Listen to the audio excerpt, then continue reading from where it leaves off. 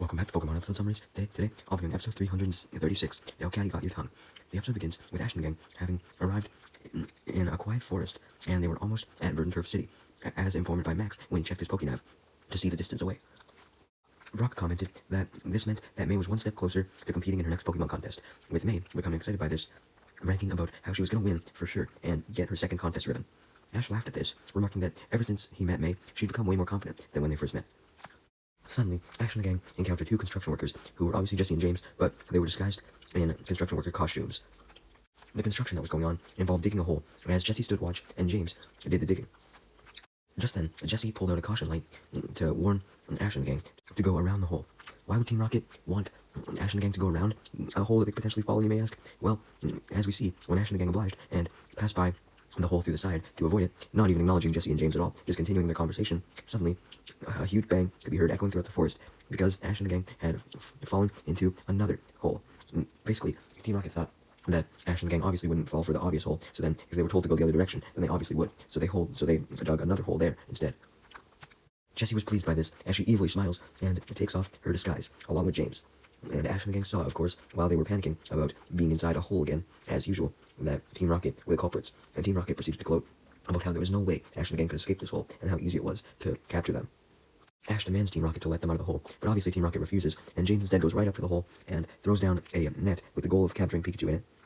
But James accidentally ended up sending the net down a little too far, and this allowed Ash and the gang to grab a hold of the net. So when James pulled the net up, expecting to only find Pikachu, he found that he had brought Ash and the gang out of the hole as well, as Ash and the gang then jumped out of the net and sarcastically thanked James for the help.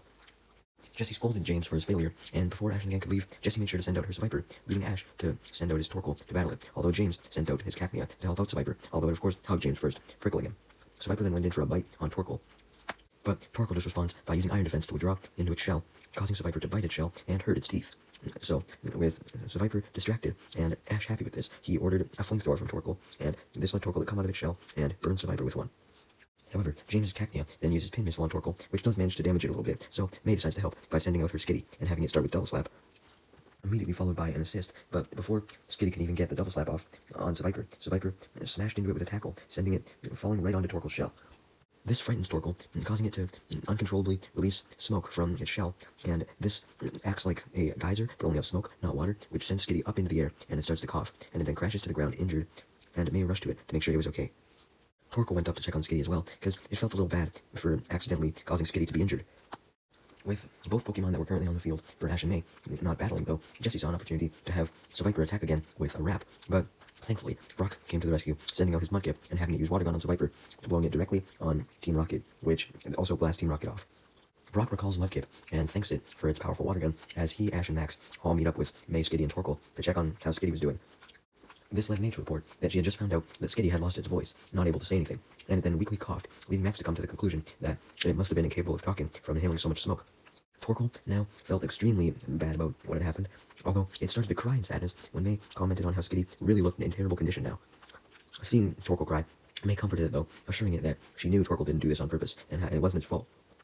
Brock then suggests that Ash and the gang head to the closest Pokemon Center, since they always seem to be able to heal even Pokemon in as bad a condition as Skitty, although Ash asked where the nearest one would even be located, so Max checked his Pokénav to see that Foothill Town wasn't far away, and it had a Pokemon Center. So, with that, Ash and the gang rushed over on their way to Foothill Town.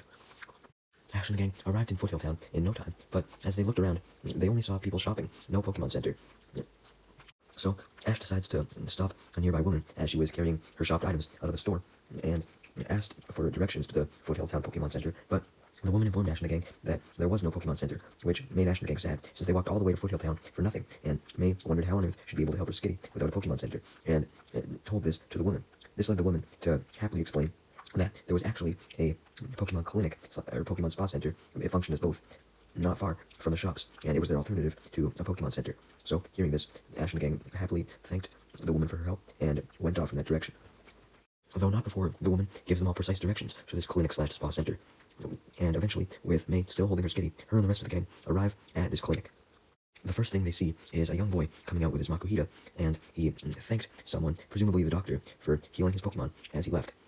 The doctor replied, wishing the boy good luck with his Makuhita, and Brock was instantly in love with the doctor after only hearing her voice, claiming that he already knew that she was beautiful, and he wanted to meet her, leading Max to sigh in annoyance.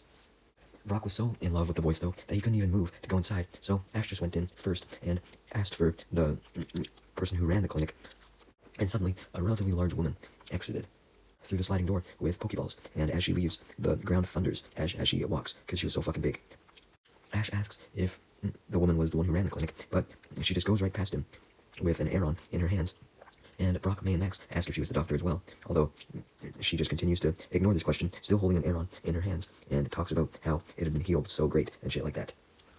Ash and the gang now knew that this wasn't the doctor, and they became disappointed, not knowing where the actual doctor was, when suddenly a woman that Brock for sure found beautiful approached, introducing herself as Dr. Abby, and asks how she could help, explaining that she was the owner of the clinic.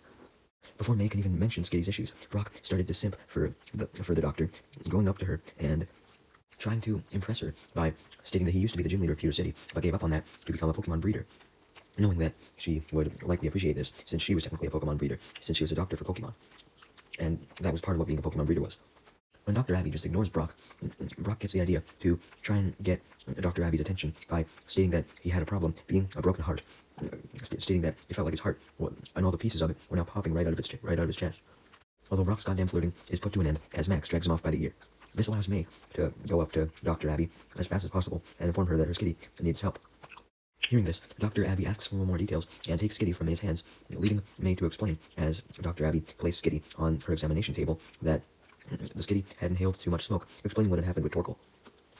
This leads Dr. Abby to examine Skitty, looking for its pressure points, and finds out that its main pressure points were near its back, so she began to massage its back, explaining that massaging a Pokemon's pressure points could help relieve tension, and clarifies that she was a Pokemon doctor that was known for alternative medicine, not your typical potions and all that shit, and also adds that every single Pokemon had different pressure points, so every Pokemon had to be treated differently, and she then points to several diagrams on the wall that showed the different pressure points of several Pokemon, including an Elekid, a Smeargle, a Poochyena, a Xatu, a Psyduck, a Sandshrew, a Venomoth, a Slugma, a Torchic, and a Beautyfly. Brock, wanting to impress Dr. Abby, added in what he knew about pressure points, stating that he knew that they could also heal fatigue or exhaustion if they were massaged. Dr. Abby confirmed what Brock said was true, and asked how he knew all this information, leading Brock to brag about how he wanted to become the best Pokemon breeder in the world, so he studied topics related to Pokemon health every single day.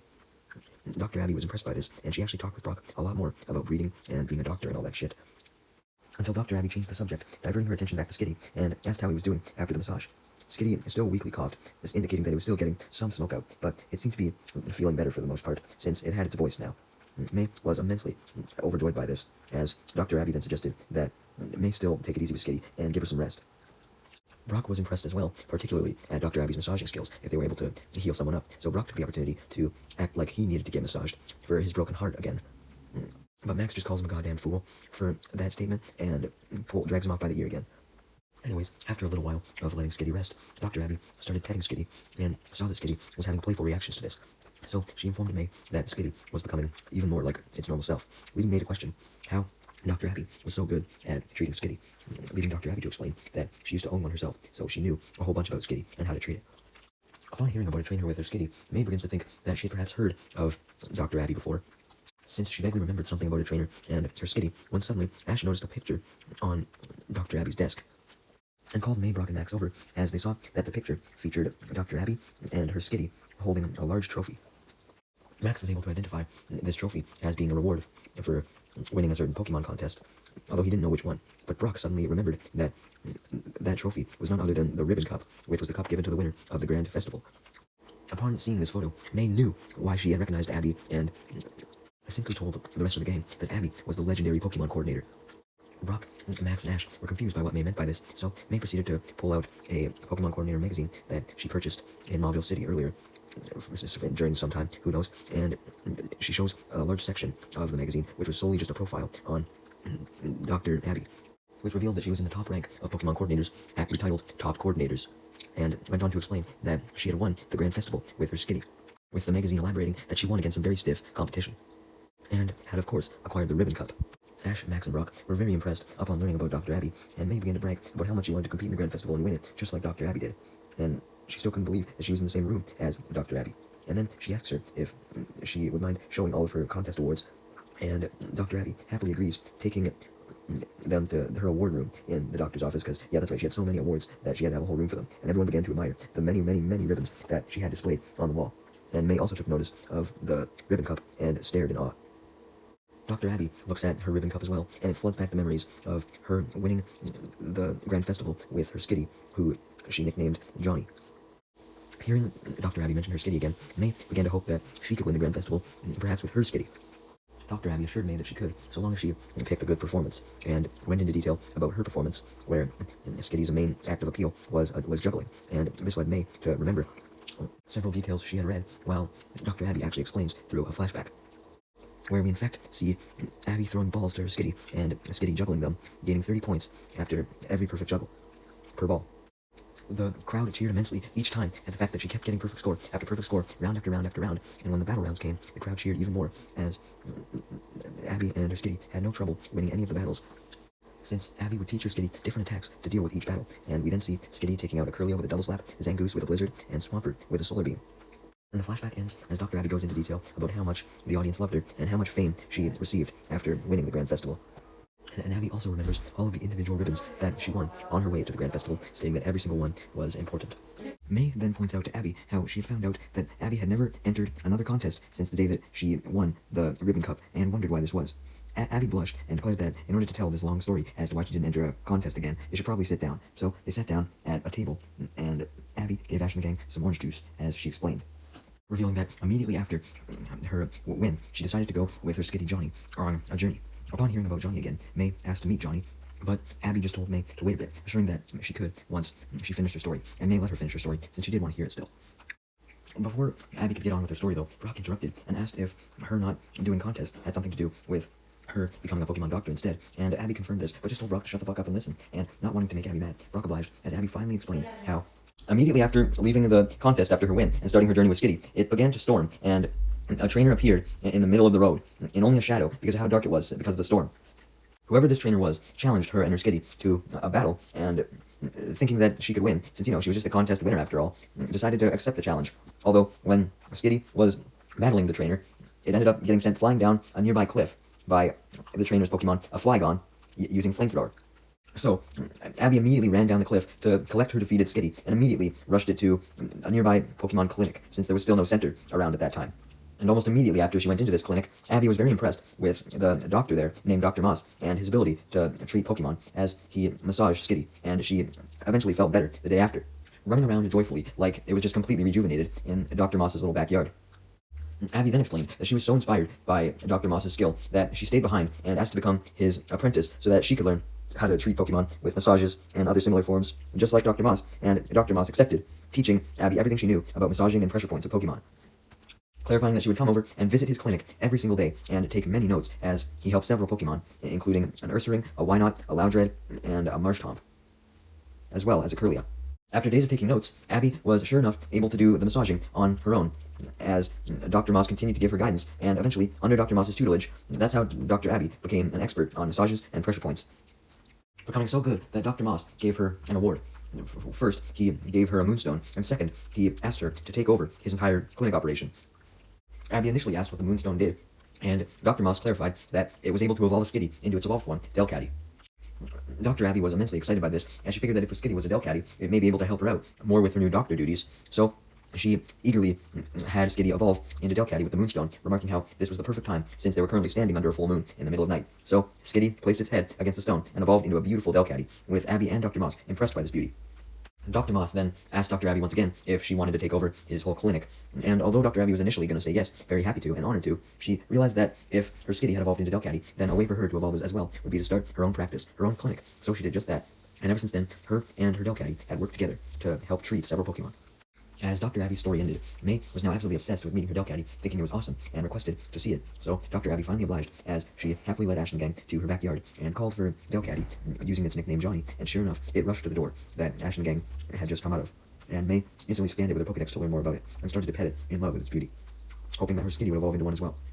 Meanwhile, while Ash and the gang were meeting Delcatty, with Ash, Brock, and Max struggling to get time with it, since May was hoarding it, Team Rocket was spying on Ash and the gang from atop of a nearby building in the town. Jesse and James, immediately upon seeing the Delcatty, wanted to steal it, but Meowth simply said a package deal was better. Team Rocket, Jesse and James rather, were confused by what Meowth said, and Meowth explained that Giovanni would be doubly impressed if they brought him an evolutionary chain, being Skitty and Delcatty, not just Delcatty, stating that basically an evolutionary chain would be more useful than just a singular Pokemon. Meowth then tried to convince Jesse and James of this, as he had a boss fantasy of Giovanni examining both Skitty and Delcatty and being very happy, while Delcatty simply sat there still, and Skitty stretched and sleeps. As the fantasy ended, James was still skeptical about getting Skitty and Delcatty, now suggesting that even though he agreed that getting a whole evolutionary chain would be good for Giovanni and getting a promotion, he thought that getting a whole Eevee evolutionary chain would be better, since there were more Eevee evolutions, although Meowth yelled at James, reminding him that there weren't any Eevee nearby. Jesse then motivated James, stating that they could easily catch both Skitty and Delcatty, as opposed to having to search relentlessly for an Eevee evolutionary chain. So with that, James agreed to help out Meowth and Jesse as they all cheered, going to steal Skitty and Delcatty. Although James then expressed that he still had some hesitancies on how they could pull off the heist, wondering how they could do this, although Meowth simply yelled at James again, stating that he had a plan and he shouldn't doubt him. Meanwhile, back at the clinic, Ash and the gang were watching Skitty chase its own tail on the ground, when suddenly, Dr. Abby then came back in the room, holding 2 orange balls, having left the room to go retrieve them. And Abby proceeded to explain that seeing Skitty chase its tail like that made her remember back when her Skitty used to always chase its tail, and stated that that's how she came up with the idea to have it juggle some balls with its tail. So now she was gonna teach Skitty how to juggle balls with its tail as well. So May permitted her to do this since she really wanted to learn a contest move that a fucking contest ribbon cup owner had performed. So Dr. Abby called for Skitty and it rushed over to her, and as soon as it saw the balls in her hand, Skitty jumped up, waving its tail, excited. This made Abby laughed, happy that Skitty was excited to do this, as she instructed it to juggle the balls with its tail by using double slap. Although it seemed as though Skitty was confused, as when Dr. Abby threw the first ball, Skitty tried to catch it with its paws. Ironically though, while Skitty was confused, it got distracted by its tail staring at it, and soon it started to wiggle it. Seeing how Skitty was focused on its tail, Dr. Abby saw the perfect opportunity to make Skitty use double slap with its tail to hit the balls, as she threw one of the balls, and sure enough, Skitty managed to juggle it on its tail with double slap. And then Dr. Abby threw the second ball, and much to everyone's surprise, Skitty was able to successfully juggle that one as well at the exact same time, making everyone impressed, as Max told May that her Skitty was finally getting the hang of things, and she should be proud of this, and May was. As she watched intently as Skitty used double slap to toss the 2 balls back into Abby's hands, and then Abby decided that May should have a go with giving Skitty the balls, since she was its trainer after all, and they should learn how to do the trick together. So May received the balls, hoping to bond with her Skitty, as she threw one of the balls to Skitty, but it just bounced right off its tail, and she threw the second one, and the same thing happened. May questioned what the matter was with Skitty, and Skitty just smiled, leading May and Abby to come to the conclusion that Skitty could juggle the balls still, even if May threw them. It just really wanted to play with May by automatically deflecting the balls back to her. So May just decided to play with Skitty, comfortable with the fact that it at least could juggle if it put its mind to it. Suddenly, Abby hears 2 people call out from her front desk, new patients. So she told them that she would be right there as she goes up to the front desk to find Team Rocket disguised and Meowth wrapped up practically like a mummy, and commented on Team Rocket's German-like outfits, even though they weren't in goddamn Germany. Though Team Rocket just ignored Abby's comment and asked Dr. Abby to treat Meowth, stating that he managed to hurt himself.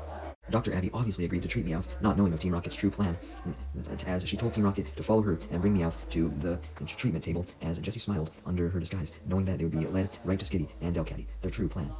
Anyways, Dr. Abby quickly puts Meowth on the examination table as she starts to massage Meowth, while Jessie and James describe Meowth's symptoms, just lying, obviously.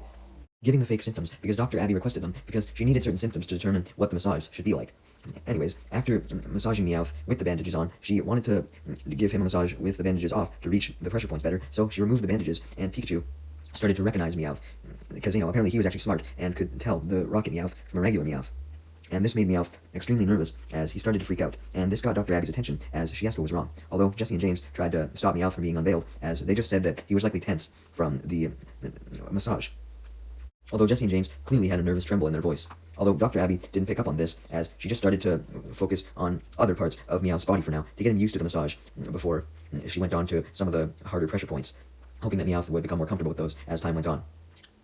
While Dr. Abby was busy massaging Meowth and looking for future pressure points to focus on, Jessie and James took the opportunity to lean over her and look at both Skitty and Delcatty to examine them. And they proceeded to pet them and tell Dr. Abby that they really liked them. Dr. Abby thanked them for the compliment and informed them that the Skitty was actually not hers, but the trainer who did own the Skitty, which was May, would be very flattered to hear their compliment as well. Dr. Abby then continued to massage Meowth, and Meowth was having trouble not talking since he was enjoying the massage so much, and he wanted to compliment Dr. Abby. Although he knew that he couldn't, otherwise that would reveal himself and make it even more obvious to Pikachu that he was Team Rocket's Meowth. Dr. Abby eventually promised to try and calm Meowth, noting that it seemed to be under a lot of stress. Meowth knew the cause for this stress, but he obviously didn't reveal it. since his stress was due to Jesse and James currently putting a collar on Skitty and Delcatty, respectively, so that these collars would make them easy to grab by and pull away, basically, so that they could easily get away with them. And Meowth was nervous that Jesse and James would be caught. Abby then asked if Meowth was feeling any better from the massage, with Meowth trying not to say anything, just trying to say Meowth, Meowth, Meowth, as Pokemon were only trying to say their name. But since Meowth enjoyed the massage so much, he couldn't help but exclaim in human language that the massage felt super good, and told her to focus around his shoulder area. Dr. Abby initially didn't notice anything weird, as she was so into her massage, as she simply just said that it was good that Meowth was enjoying the massage. Although Jesse and James were nervous, knowing that Meowth would eventually be found out. And sure enough, Ash and the gang were the first ones to realize that Meowth had just talked, so it was obviously Team Rocket's Meowth. And after seeing Ash and the gang realize this, Dr. Abby realizes this as well, and begins to question how the fuck Meowth could speak, leading Meowth to freak out and cover his mouth. And he just tried to say Meowth, Meowth, Meowth, but his efforts to try and remain a regular Meowth were futile, as Ash and the gang and Abby already knew the truth now, leading James to yell at Meowth for his failure. And this just led Abby to question who the fuck these people were if they had a talking Meowth. This, of course, prompts Team Rocket to take off their disguises and do their motto, although Jesse and James get mad, as Meowth could not focus on the motto at all, since he was still in awe from the massage, practically still envisioning himself getting it, though Jesse angrily grabbed Meowth and slapped him silly. And then, with Meowth now out of his trance, Jesse sends out her Seviper and orders it to use a haze attack to create a smoke for Team Rocket to escape in, and sure enough, they do, escaping with both Skitty and Delcatty pulling them by the collars. So, when the smoke cleared, Ash and the gang and Abby panicked as they saw that both Skitty and Delcatty were missing, and they looked out the window to see Team Rocket having escaped out the window with Skitty and Delcatty, and they had now gone into their Meowth balloon and started to fly away, prompting Ash and the gang and Abby to run out of the window as well and demand that Team Rocket return Skitty and Delcatty, although Jesse just taunts them by waving at them as they go away in their Meowth balloon. However, inside the Meowth balloon, where Skitty and Delcatty were now attached to a pole in the balloon by the collars, Skitty seemingly didn't give a single fuck as to what was going on right now, as it just sat there smiling, although the Delcatty, on the other hand, really wanted to escape the Meowth balloon and return to Abby, so it tried to break the Meowth balloon basket with a tackle attack, leading Team Rocket to freak out as James begs it to calm down in fear. Although this just makes Delcatty even more angry, as suddenly its tail begins to gather in energy from the sun, and seconds after this, Delcatty fires off an angry solar beam, which utterly fucks up the balloon, destroying the balloon part entirely, only leaving the basket part, as the basket quickly falls to the ground, leaving Ash and the gang and Abby to freak out at this, fearing for Skitty and Delcatty, as they run to where the balloon was crashing, which was none other than a canyon. And upon landing in the canyon, Team Rocket, Skitty, and Delcatty fell out of the basket. Although Delcatty soon noticed that Skitty had actually fallen out of the basket before it even hit the ground, and it was now falling towards the ground rapidly. So, Delcatty took action by jumping up into the air and catching Skitty on its back, breaking its fall, as Delcatty landed on the ground on all fours. Oh yeah, by the way, Delcatty and Skitty were freed from the confines of the collars from the balloon falling down, because it was falling down so hard they were freed from the attachments. So they were still in the collars, but they were no longer attached to the Meowth balloon. Just then, Team Rocket emerged from the ground, getting back up to try and reclaim Skitty and Delcatty, although Ash and the gang had caught up by this point, so Skitty and Delcatty just ran back to their trainers, with May picking up Skitty and taking the collar off it, and Dr. Abby doing the same to Delcatty, minus the picking up part. She only took off the collar. Just as May and Dr. Abby were hugging their Skitty and Delcatty, happy to have them back and asking if they were alright, Meowth eventually caught up to all of them and demanded that they give Team Rocket back the Pokemon. Obviously, May and Dr. Abby refused though, so Jesse and James sent out Seviper and Cacnea to reclaim the Skitty and Delcatty. Ash went to go intercept Cacnea and Seviper by sending out his Trico, but Dr. Abby stopped Ash from sending out his Trico, stating that she wanted to get revenge with Delcatty personally on Team Rocket for capturing Skitty and Delcatty. So, as Seviper went to go use Bite on Delcatty, Delcatty jumped onto Seviper's head and dodged the attack, causing Seviper to hit a canyon wall, but immediately rebound off the wall and try and wrap Delcatty. Unfortunately, Delcatty wasn't able to dodge, as Seviper was able to wrap it, but thankfully, the wrap then failed, as Delcatty was able to squirm its way out, leading Seviper to try a Poison Tail instead, but Delcatty just uses a safeguard to protect itself, and then follows up with a Thunderbolt, dealing massive damage to Seviper, leaving Max in shock and impressed at how well Dr. Abby had trained Delcatty. With Seviper injured for now, Delcatty decided to focus his attention on Cacnea, although Delcatty decided to use Solar Beam, and since this attack had to charge up, James tried to have Cacnea use Needle Arm first, but the Solar Beam managed to hit first, sending Cacnea flying into a rock, causing this rock to shatter, which makes Cacnea become knocked out due to the impact.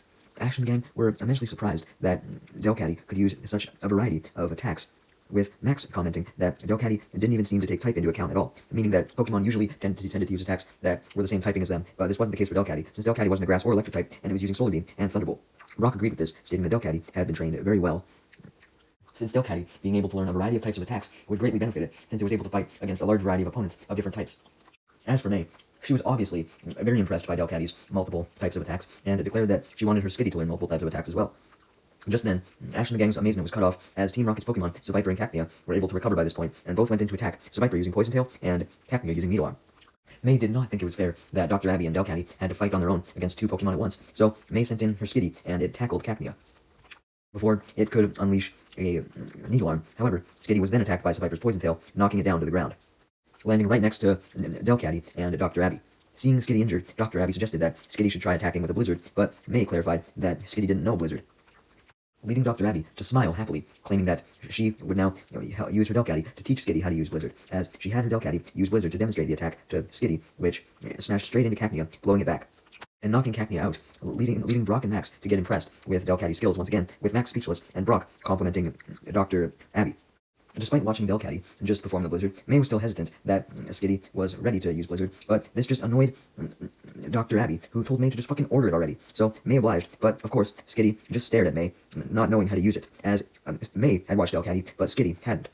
Knowing this, Dr. Abby instructed Skitty to watch her Delcatty perform the Blizzard this time, and Skitty did this time, as Delcatty used Blizzard once more. However, despite Skitty watching, it was only able to release a few flakes of snow. Although Abby was pleased by this, since it was better than nothing, so she was confident that Skitty would eventually get the hang of the Blizzard attack. Although before Skitty could, Seviper then went up to Delcatty and tried to bite it, but Delcatty just used Thunderbolt to knock Seviper back.